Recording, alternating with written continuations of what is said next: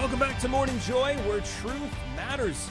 I'm your host, Keith Downey, and today we have a special guest who is bringing a unique blend of contemplative Catholic music to the modern world. Kay Clarity, the creative force behind Cassia and Myrrh, is dedicated to crafting music that speaks to the heart of the modern saints while honoring the rich traditions of our Catholic faith. Her work not only revives the timeless beauty of Gregorian Chant, but also makes it accessible and relevant for today's listeners. We're excited to learn more about her journey, the mission of Cassia and Myrrh, and the profound impact of sacred music. Good morning, Kay, and welcome to the show. Good morning. Thank you for having me. Yeah, absolutely, and thanks for joining us. Now, can you tell us a little about the inspiration behind Cassia and Myrrh and how it came to be? So it really did come after going to daily mass one day. It was just this sense I had that I wanted to do something really simple around the tradition of the church. And I started it and didn't tell a soul for a couple of years. And then I felt God really growing that. And I think sometimes we need to let things grow in silence a bit. But I had always loved the sacred tradition of the church and just felt a draw to share it with a broader audience. Did you ever have people or friends and family be like, why didn't you tell us? This is amazing. I don't think this is one of the first times even some of them would know that it was hiding in the deeps for a while. Wow. So, yeah. Interesting. So what is the mission of Cassia and Myrrh, and how do you hope to impact the modern Catholic community? The goal is to reach the world, whatever that looks like, whatever God allows, with the beauty and peace of our faith through music. That's one way to define the mission. And I think it's because music cuts through, I can't remember who said this, but the arts cut through the dragons of the intellect. That's how I've heard it described. And music can directly hit the heart and thaw people to the other things that are sometimes harder to get to. And I think on top of that, most people are feeling the chaos of the time we're in historically. A lot of people are really suffering, really heavy-hearted, and having something that just brings them peace is, I think, significantly important. Yeah. You're listening to Morning Joy, where truth matters, and we're talking to singer-songwriter Kay Clarity about her music of Cassia and Myrrh. So I'm curious, how do you blend like that traditional music with modern elements to appeal to today's folk? Yeah, it's a very, very fine line because I know as soon as most people hear appealing to the modern ear, it scares them, especially if they're lovers of Gregorian chant. But I think I just sing in my normal voice. I'm not someone who likes a lot of affectation in singers, a lot of pop music, folk music that people sort of put on this accent. It's like a singing accent. So I really avoid that. And I just sing, which is, I think, somewhat comparable to even how the monks do it. But just because I am a modern singer in a lot of ways, that comes through a little, but very organically. And I think the other thing that's a bit unique with what I do is it's just a single female voice, and we don't hear that a lot. So for a lot of people, if they're kind of not quite all the way to listening to the monks of Heiligenkreuz in Austria or whatever some of the recommendations are, I can be a really good onboarding to the deeper traditions. And I try to just walk that line. Yeah. Nice. Yeah, it's funny because I kind of expose my children to Gregorian chant, and they seem to love it. And especially with your voice too, it really kind of grabs their attention. So thinking of that, why do you believe Gregorian chant is important for Catholics today? So many wonderful reasons. Just for a little perspective, for me, I come at it from a pretty different angle. It's not me reading the document and saying, we should do this, therefore I'm going to do it. It really comes from a love of beauty. My cultivation as an artist was in choirs where we did sacred music, and I felt the beauty of having that in my life. And so it was a very humble mission to just do something beautiful. The Gregorian chant specifically offers something I think maybe especially needed for the modern person.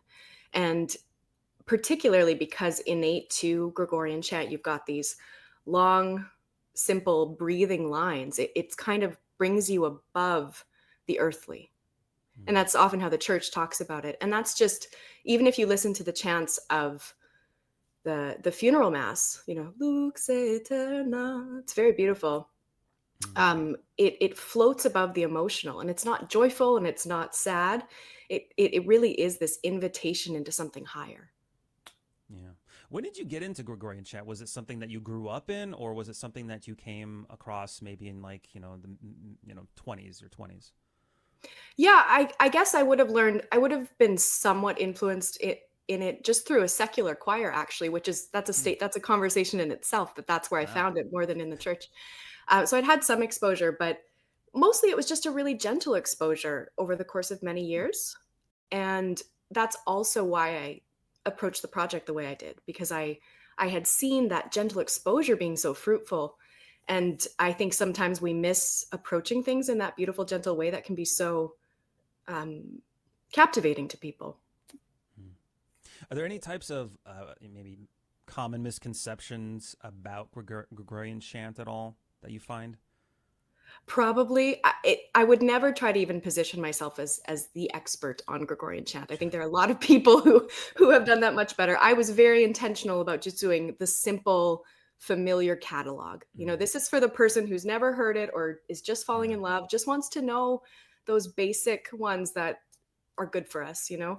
I'm sure there are a lot of misconceptions. One I imagine would be that it's meant as a bludgeon of some kind when really Mm. and sometimes I think there can be an approach to it that's what it signals to people, but I think we should really refrain from that because most people are captivated by the beautiful. That's just how it is, and it's objectively that. So I think that can be the worst misconception. Yeah.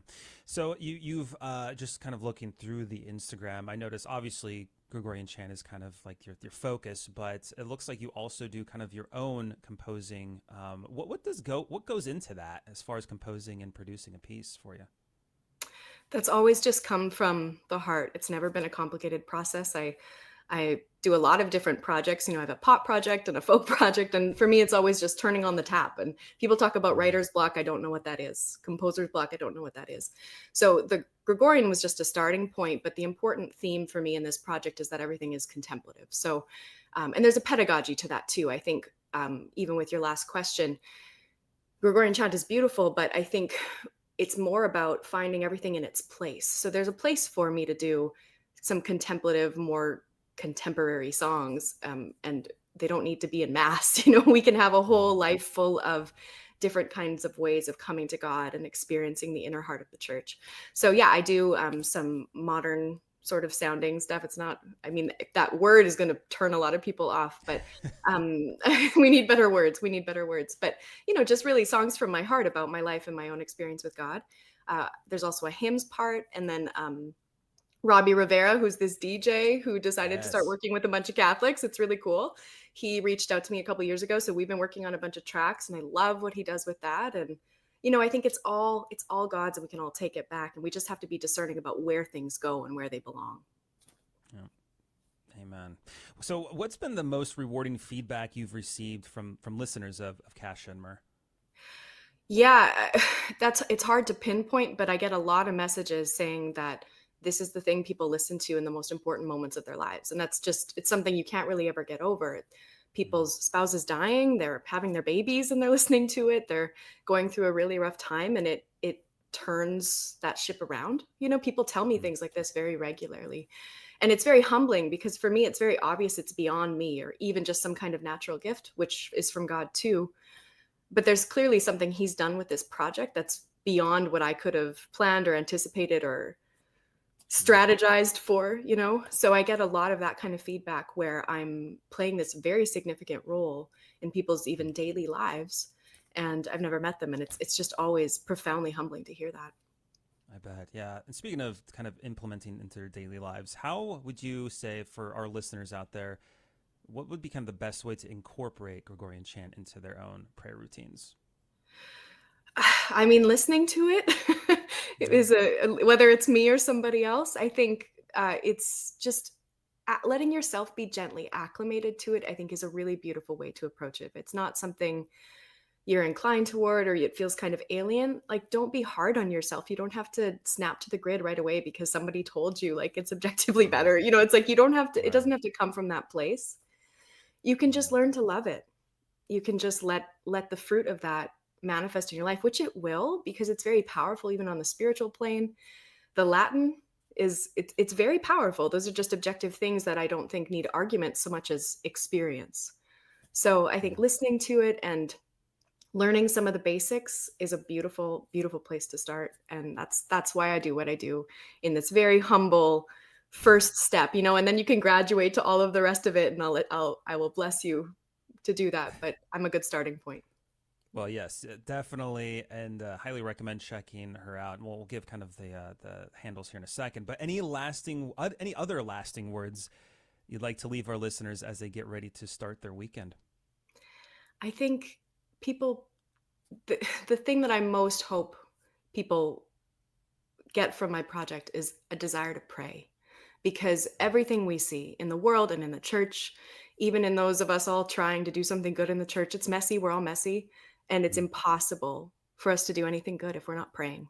And it's impossible for the world to change if we're not doing that. So, if this can lead people into a deeper, real, authentic, central place with God, then it's starting to fulfill the mission that I have.